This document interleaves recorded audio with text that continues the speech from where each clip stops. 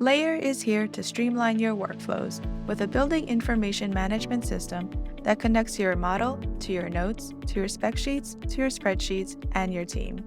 Why should you use Layer?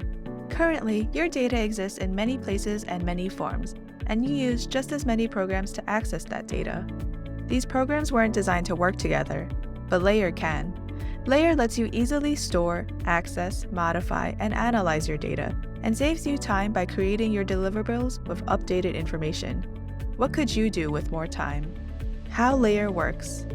Your Revit model is the source of quantity and locations, and Layer is your source of product details and document information.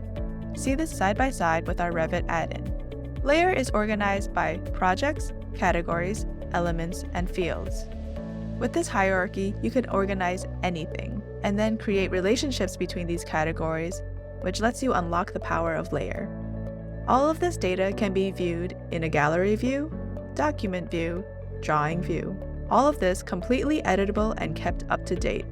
Layer is a flexible platform that fits all of your needs. How will you use Layer?